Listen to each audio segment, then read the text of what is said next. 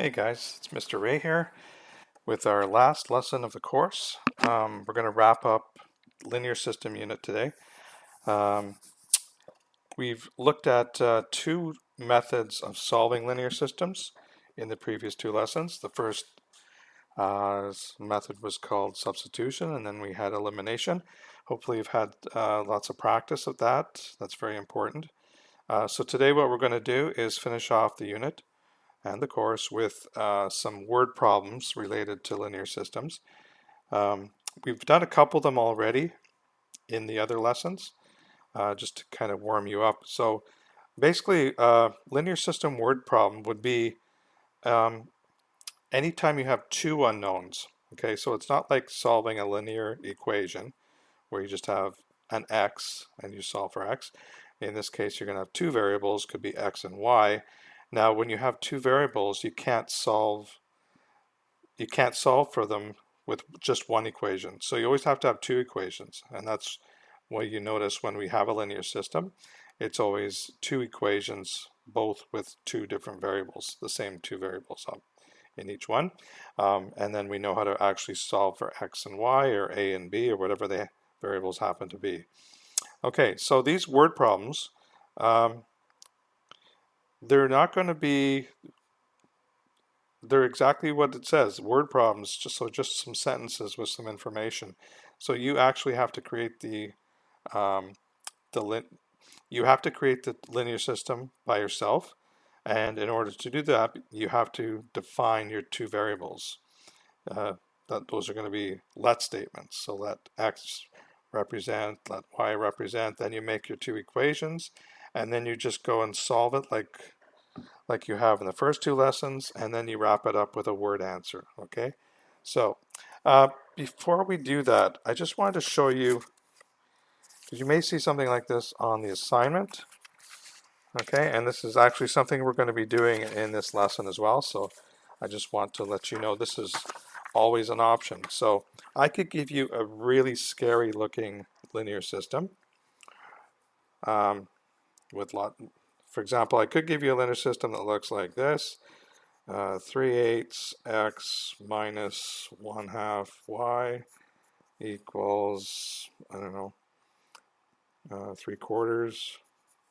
Here's my first equation. And then let's do some decimals in this one. Let's go, I don't know, 1.27x minus 2.3y equals 13. Okay. Now, if I gave you that, I can sense through the screen already a lot of tension. This would be very difficult to solve if you don't know that you can actually manipulate these two equations and create like a brand new linear system, which is the same, represents the same linear system as this, but the equations are different. Okay, so for example, let's start with the second one, the decimals. Decimals are always easier because maybe I want to say I don't like working with decimals. I want everything to be nice integers. So what would I have to multiply all, well, what would I have to multiply all three of these by to get all three the number parts to be integers? Well, that 13 is already okay. The negative 2.3, if I multiply that by 10, it would turn into minus 23, so that'd be okay. But if I multiplied this one by 10, that wouldn't be enough, right? That would turn it into 12.7. So, but if I multiplied by 100, in other words, move the decimal place 2 to the right, that would take care of that. It would also take care of this as well. It doesn't matter if we multiply this by any number, it's still going to be an integer. So what I'm going to do here is multiply everything in equation 2 by 100. I'm going to get 127x minus, now this, remember, this isn't going to be minus 23 anymore because I'm multiplying by 100. So I'll move it two places to the left, so that's going to be actually minus 230y. And you still have to do this side, even though this one wasn't a problem before. You have to multiply every term by 100, so that's equal to 1300. So that's my new equation here. And now I don't have to worry about these nasty looking decimals. And I can do the same thing with fractions. I can pick a number that I'm going to multiply all three of these terms by that's going to turn them from fractions into integers, okay? And you can kind of tell I got an 8, a 2, and a 4 on the bottom. So if I multiplied all three of these by 8, it's going to take care of all three of them, okay? Because 8 is a common multiple of 8, 2, and 4. So if I multiply all these by 8, that's going to be 3x. That's going to be 8 over 2, so that would be minus 4y.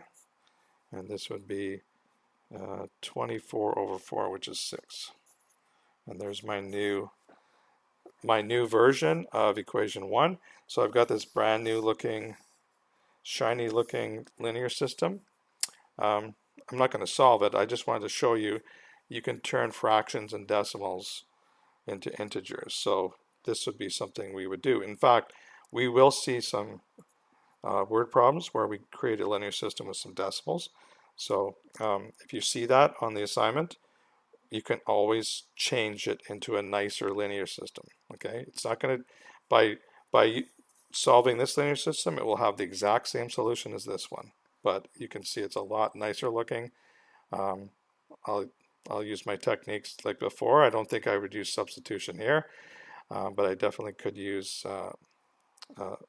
elimination. Okay, so that's something that normally we take a half lesson on as some extra practice, but we're kind of moving a little faster than normal in this unit. We've skipped a couple of lessons already.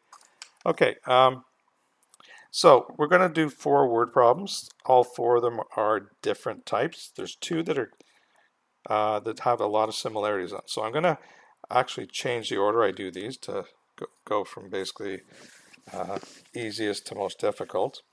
But before we do that, just a summary here. You can solve linear system using any of the 3 methods. Obviously we didn't do graphing, but we did substitution and elimination. So choose the method that works the best, and that's the point here.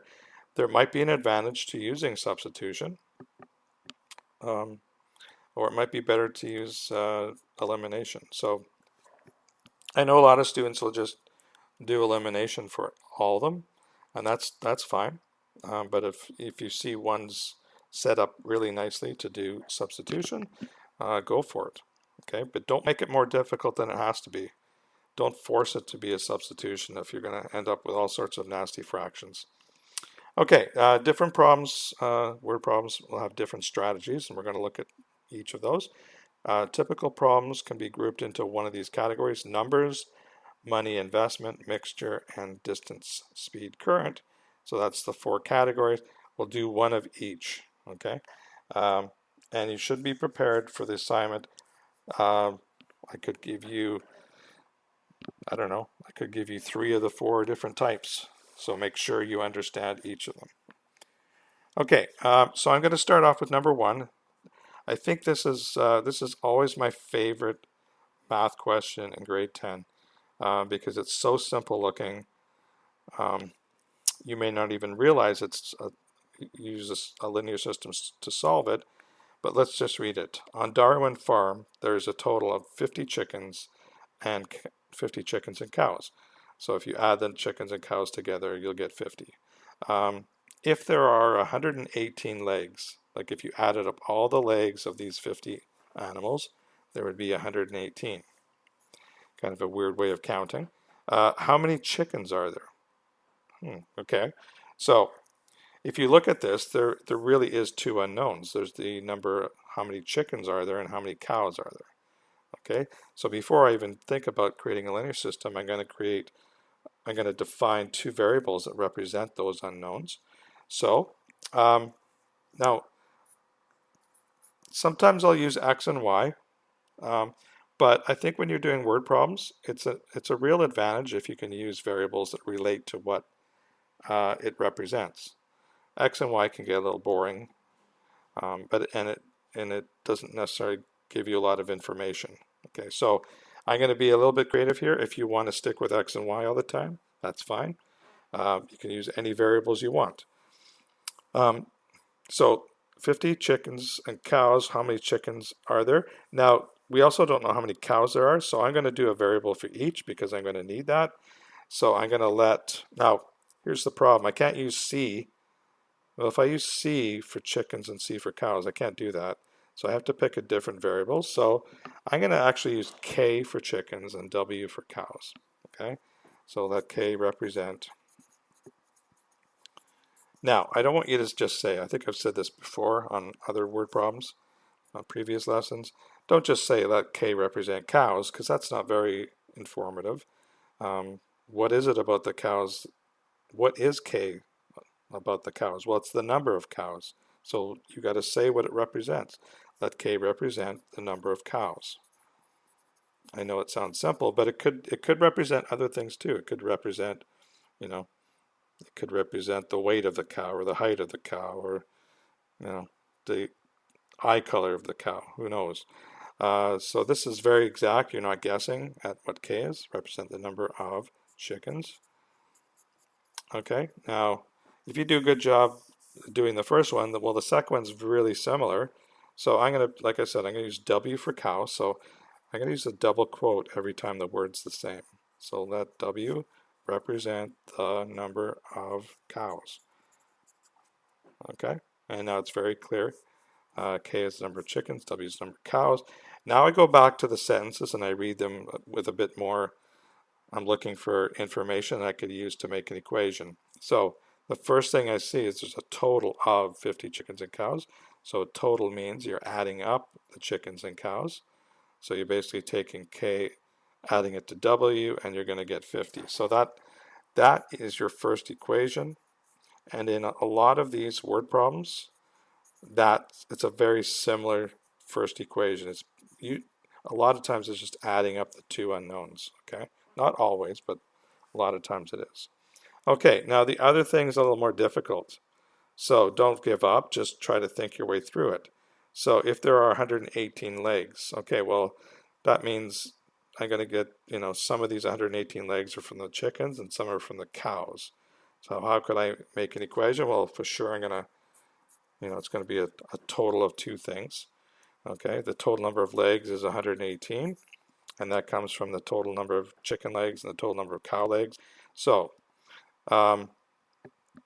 here's where you have to know a little bit about biology, I guess, or zoology. You have to know that chickens have 2 legs and cows have 4 legs. So if I wanted the number of chicken legs, I take K, which represents the number of chickens, and I multiply it by 2. So 2K, and I add it to the number of cow legs. Well, cows have 4 legs, and W is the number of cows, so the number of cow legs would be 4W. So 2K plus 4W is 118. There's my linear system, and now you go about solving it. Okay, so this would be a good candidate for substitution. I could easily rearrange equation 1, plug it in for K or W, plug it in, but I'm a big fan of elimination. So basically, unless I get an equation where it's like K equals something or W equals something, I'm probably going to use elimination. So what I'm going to do here, you can see these numbers don't match up, but I could easily multiply the first equation by 2, so I get 2K on the first and the second.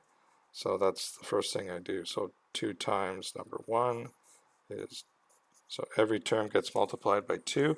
2K plus 2W equals 2 times 50 is 100. And there's my new equation 1.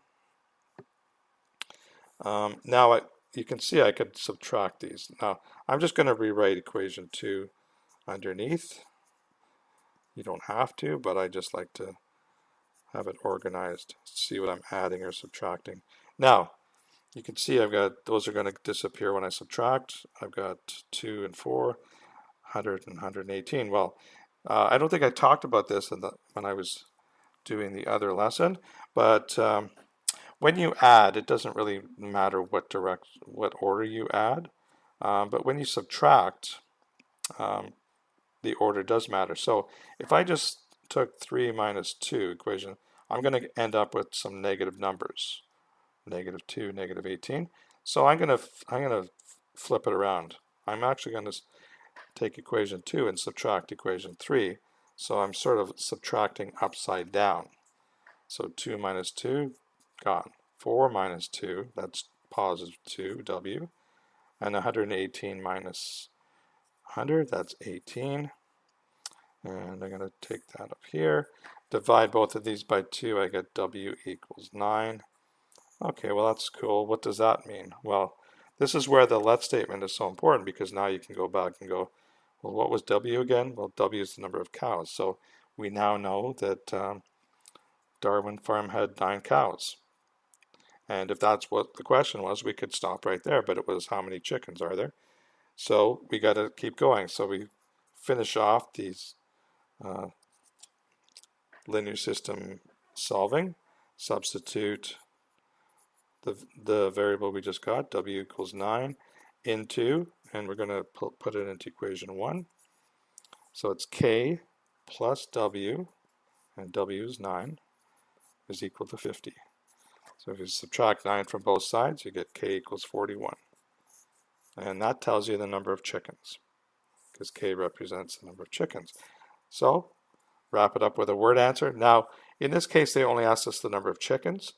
Okay, and we did have to do all of this to get the number of chickens. But we, while we got there on the path to getting that answer, we also learned that there was 9 cows. So I'm actually going to show off and just put both of the numbers in, even though I don't have to. Okay, so therefore, there are 41 chickens and 9 cows. Okay, and you could easily go back, plug the solution back for the values of k and w. You could see 41 plus 9 is 50 very quickly. 2 times 41, that'd be 82 chicken legs, and 36 cow legs. That adds up to 118. So we know we're right. And that's how you do it. So, I mean, you could look at this question and just come up with a bunch of guesses. Okay, you can't do that in this unit. Every time I ask you one of these questions, I'm going to say using a linear system technique, find the number of chickens and cows. So if you just run up and do a whole bunch of guesses and then get to the right one, well, that's great, but you didn't do it the way I asked you to. You didn't show how to use a linear system, so you have to use this approach. And you'll find that after you've done a few of them, it'd be pretty quick. So the next question, I'm going to skip this for a sec. I'm going to do this one third because there's another one that's a lot like it, but this one is slightly more difficult. So we're going to jump down to, actually, we're going to skip number 3 too. We're going to skip down to number 4. So this is the investment problem. The one we just did was just a number problem, meaning find the 2 numbers. In this case, it was the number of chickens and the number of cows.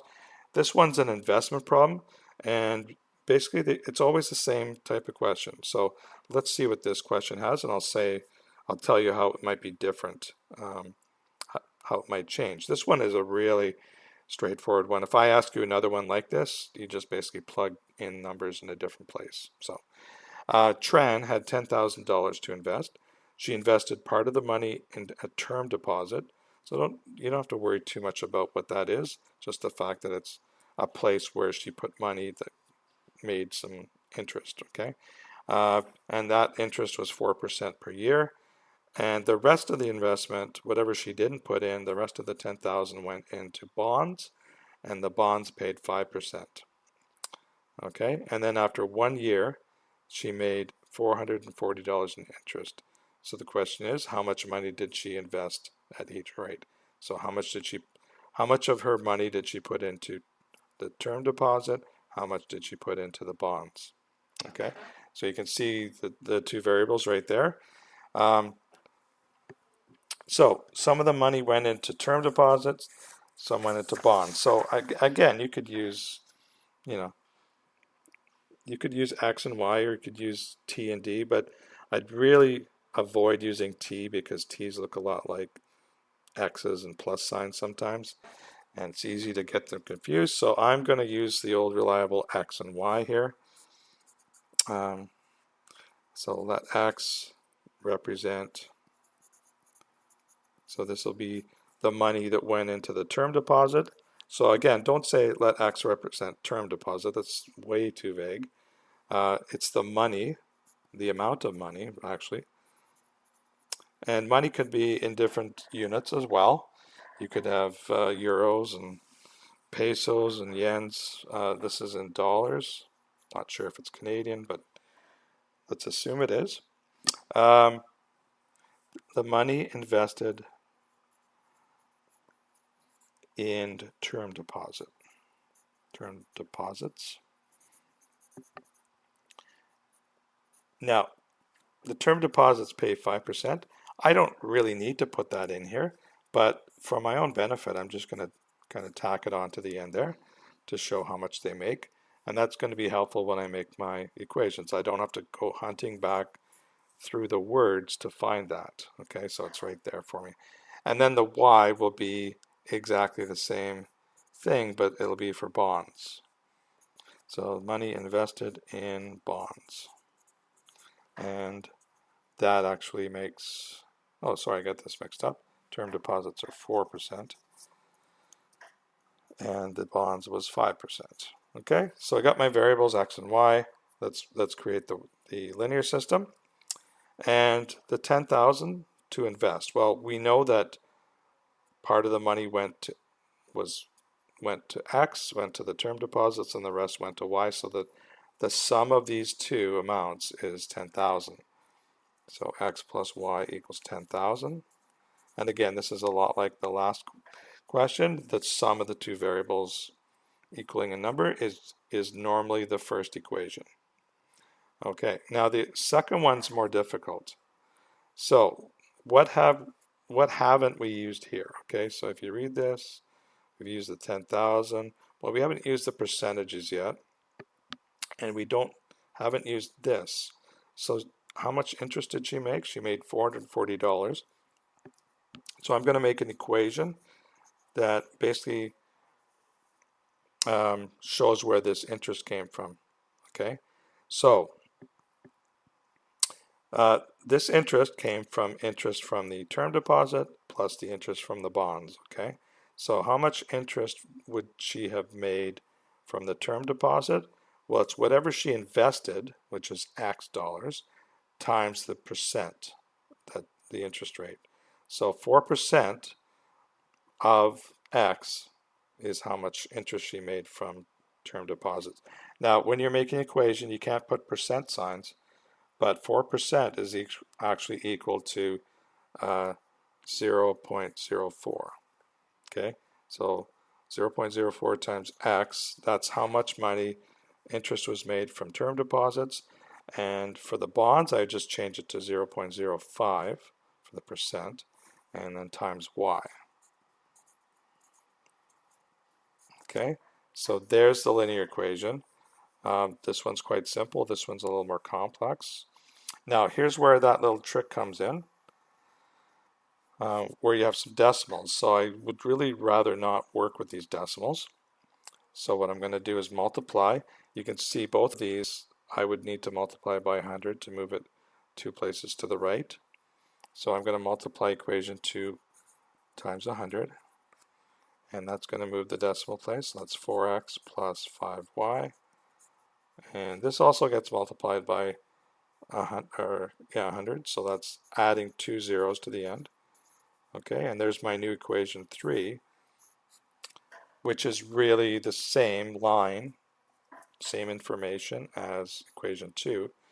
Now, so now I'm kind of working with 1 and 3, and you can see, well, this, I'm just going to multiply equation 1 by either 4 or 5, and then subtract to get one of the two variables eliminated, solve for the other. So I'm going to always choose multiply by the lower number. So that's equation 1 times 4. So 4x plus 4y equals, don't forget to multiply that by 4, that's 40,000. And that's my new equation 4, which really comes from 1. Okay, so this is much nicer to work with than that. And you can quite quickly see if I subtract these two equations, it will eliminate the x. So I'm going to subtract in the regular direction down. So 3 minus 4, 5y minus 4y is y, 1y. 44,000 minus 40,000 is 4,000. Okay, so right away I have one of the numbers I'm looking for. Worked out very quickly there, nicely. So let's figure out what x is. So substitute y equals 4,000 into equation 1. Equation 1 is always the nice sum of the two variables. So that's x plus 4,000 is equal to 10,000. And just subtract 4,000 from both, we get x equals 6,000. Okay, now we're done all the math part. We've solved this linear system. We got x and y values that will work in both. Now we just go back and answer the question. Sometimes when you get to this point, you almost forgot what the question was. So just go back, and usually it's the last line. If the total interest was 440, how much money did she invest at each rate? And that's going to help you turn the words around to answer the question a little more directly. So therefore, how much money did she invest at each rate? Therefore, she invested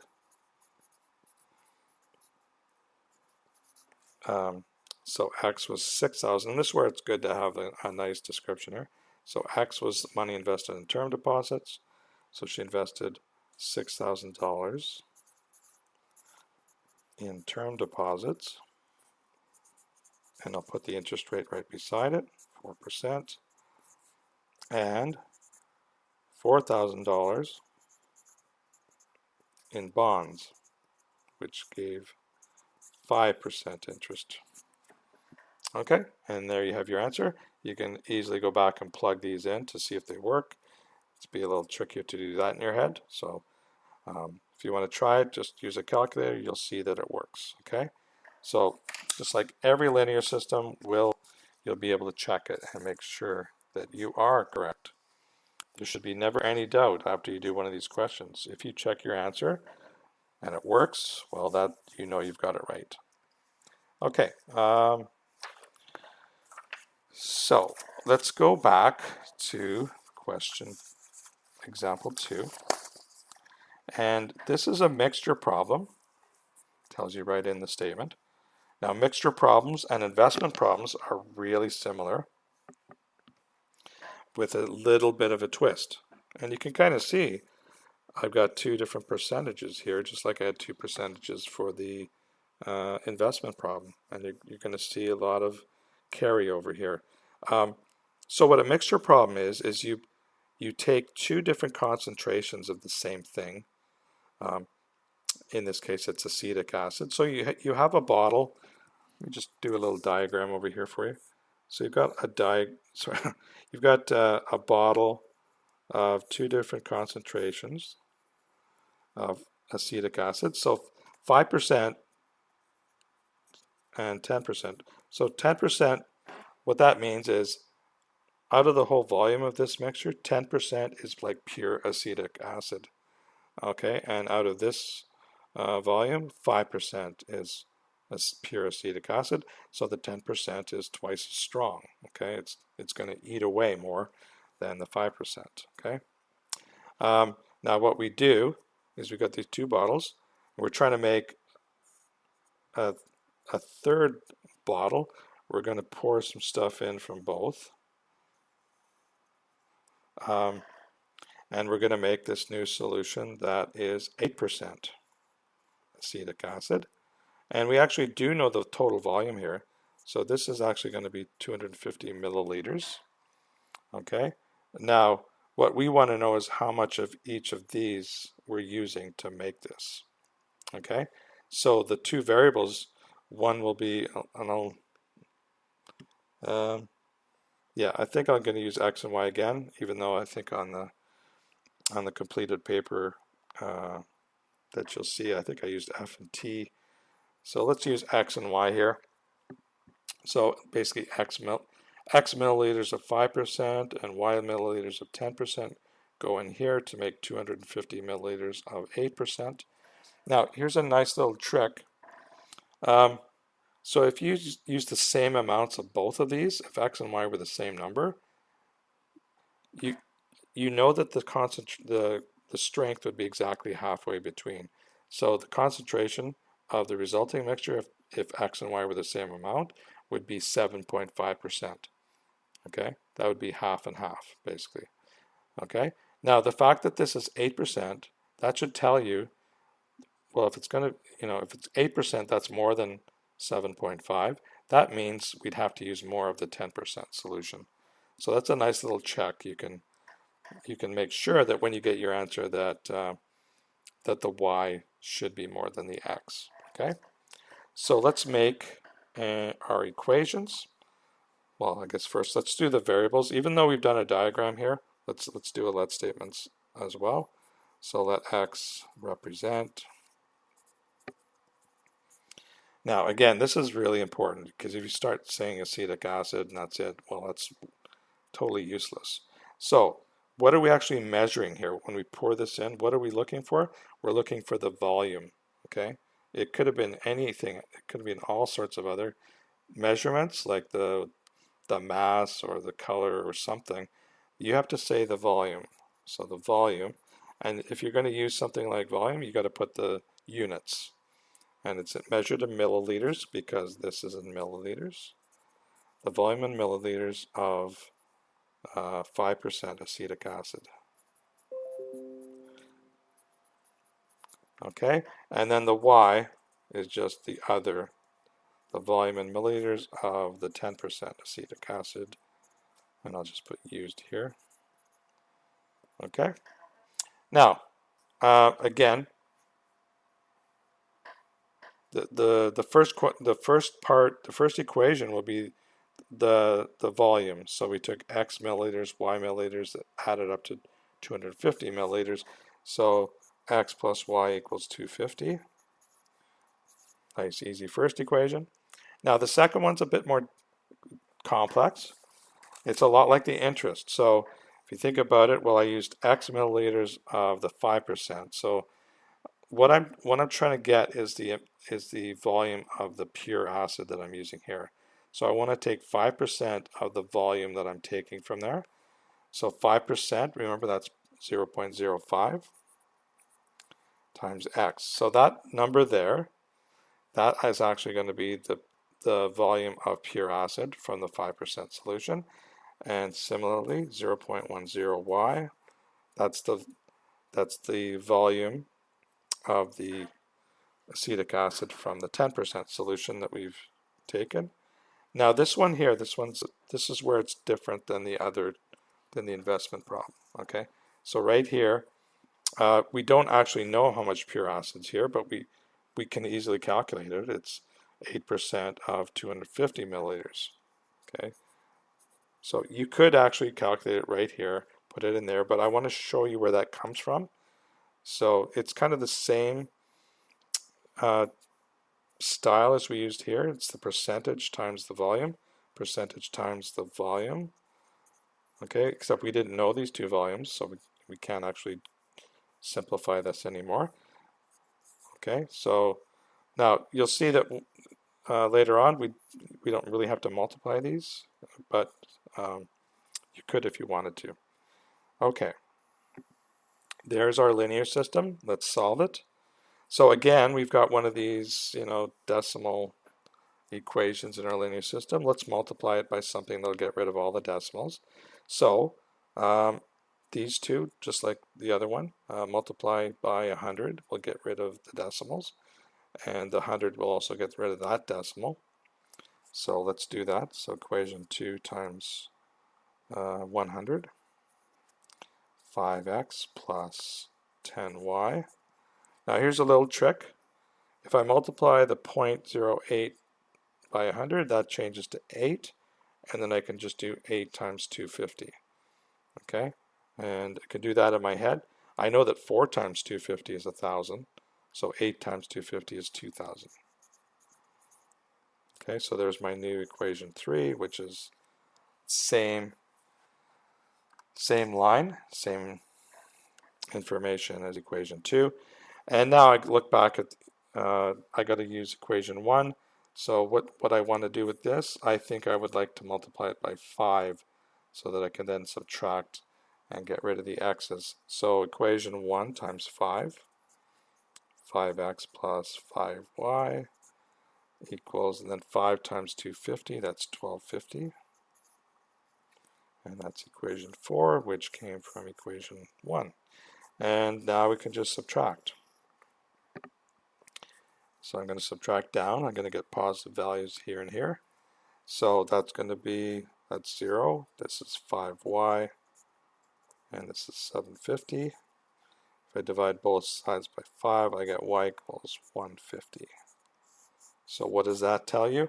It tells you that we are going to use 150 milliliters of the 10% acetic acid. Okay? Substitute that back in. Substitute y equals 150 into equation 1. So x plus 150 is 250. Well, that's pretty easy. Subtract 150 from both sides. I get x equals 100. So that means we're going to use 100 milliliters of the 5% and 150 of the 10%. And remember, that makes sense that we use more of the y, more of the 10%, because our final concentration is above the 50-50. If they were both the same, it would be 7.5%. Okay, so let's round this off. Remind ourselves of the question: how much of each should she use? Okay, therefore, she should use. So let's do the x first. So x is the milliliters of the 5% acetic acid.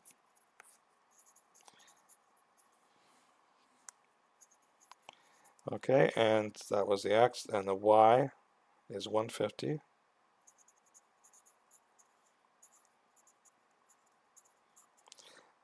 150 milliliters of 10% acetic acid.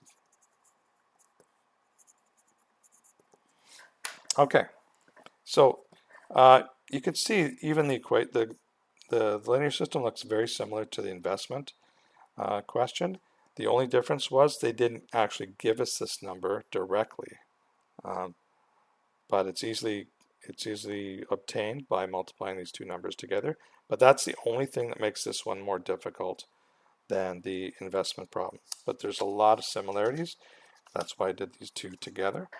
Okay, last question. And this is a totally different animal, this question here.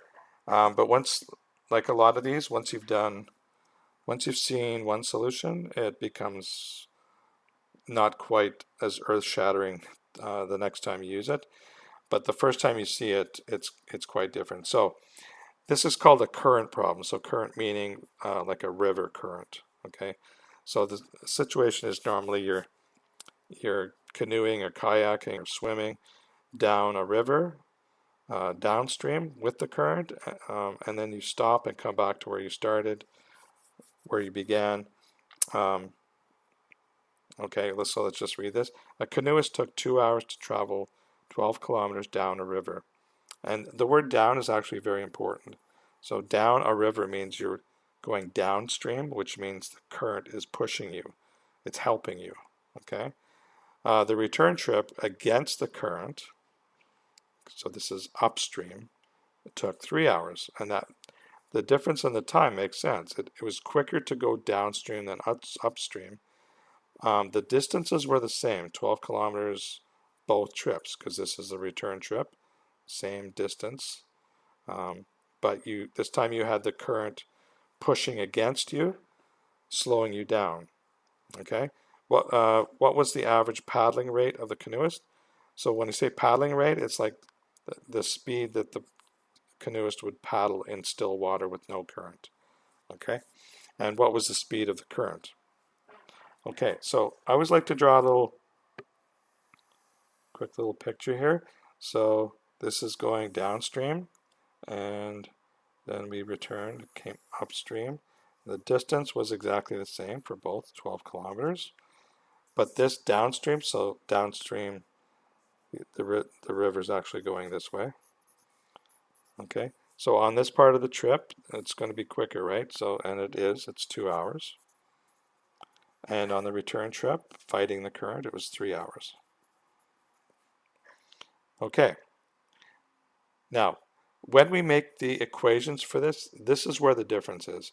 What we're going to do is we're going to make an equation for each of the 2 trips, or each of the 2 legs of the trip. Okay, and we're going to make the equation based on, you can see we've got a couple of things. We've got a, it wants to know the speed, it gives the distance, and it gives the time. So this is a great candidate to actually use this relationship between distance, time, and speed. Okay, so you may have seen this triangle in your science class, d, s, and t, or maybe dv and t for velocity. So anytime you want an equation like this, like for example, it tells you the distance is equal to the speed times time, or if you wanted the speed is the distance divided by the time, or the time is the distance divided by the speed. So we're actually going to use a version of this. I'm going to flip around the variables in the order. I'm going to do the distance equation, but I'm going to do it this way. So distance is speed times time. I'm going to say it exactly backwards. I'm going to say time times speed is equal to distance. Time times speed equals distance. Okay, so when I talk about the first trip going downstream, right away we can see it took 2 hours. So it's going to be 2. Oh, before I do that, we've got to do our variables. What was the speed of the canoeist, the paddling rate, and what was the current? So I will do, what variable should I use for this? Yeah, let's use paddling. P for paddling. Let P represent the paddling speed. And the units for that would be kilometers per hour, because the distance is kilometers, the time is in hours. So that's kilometers per hour. And let C represent the current speed. Now remember, current is not like right now speed. It's the speed of the water as it's going down the river. Okay, so back to our formula. Time times speed equals distance. So when I'm going on this first leg, the time is 2 hours. Okay, the speed. So, well, we don't know the speed. That's what we're trying to find out. But if you're going downstream, basically, if there is no current at all, your speed would just be P, right? But there is a current. Now, in this case, the current is helping you. So, for example, let's just come up with some numbers. Say the canoeist is paddling at 7 kilometers an hour, and the current speed was 3. Well, the three from the current is actually added on to your paddling speed. So even though you're only paddling 7 kilometers an hour, you're actually traveling at 10 kilometers an hour because the current is pushing you. So we need to add the 2 speeds together when we're going downstream, so that the speed will be P plus C. And I have to put that in brackets because that has to be multiplied by the 2. Both of these combined have to be multiplied by 2. And the last part is equal to the distance. Well, that's 12 kilometers. Okay. Now the next one should be very similar. So going back, how long did it take? 3 hours. Okay. I'm going to fill in my distance. I already know that's same distance. But this time the speed, because the current is pushing against you, it's actually canceling out some of your paddling speed. So it's going to be P minus C is your actual speed. Okay, so there's your 2 equations, and I know it looks a little different with the brackets. We're actually going to do something a little different here. I'm going to, instead of expanding this and then working with that new linear system, I'm going to, for the first equation, I'm just going to divide both sides by 2 because there's a 2 in front of here, and I can easily divide 12 by 2. So when I divide this equation by 2, the left side divided by 2 cancels the 2 there, and it's just p plus c. And then when I divide the 12 by 2, I get 6. And there's my new equation 3.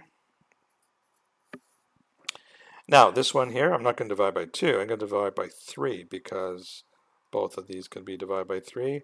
I cancel out that 3 entirely. So if I divide that equation by 3, cancels the 3, so I get p minus c is equal to 12 divided by 3 is 4. Okay? Now, this is the best linear system in the world, okay? And hopefully you can see, I could add these two equations together and it's going to cancel the c, or I could subtract these two equations, it's going to cancel the p. I don't have to do anything else with this, but I could either eliminate the p or the c at this point. I'm going to eliminate the c just because it's always easier to add than subtract. So I'm just going to say 3 plus 4, and that's going to be p plus p is 2p, c plus negative c is 0, and this is a 10. Divide both sides by 2, I get p equals 5. So that tells me the paddling speed is 5 kilometers per hour. Okay, let's go back and solve for the other. So we're going to substitute p equals 5 into, well, let's plug it into equation 3. So p, which is 5, plus c is equal to 6. So I just took it from there. I'm going to subtract 5 from both sides, and I get c equals 1. And that means the current speed is 1 kilometer per hour. And if this is going to work, the paddling speed has to be more than the current speed. Because if the current speed was faster than you can paddle, you'll never make it back on that return trip. Okay, so make sure this works. And most of the time you get a question like this, it should be in nice integers. Like, I'm not going to give you any nasty fractions. It might be 1.5 kilometers per hour, but it's never going to be anything like 5/3. Okay, so just wrap this up now. What was the speed of the current? What was the speed of the canoeist? Therefore, the canoeist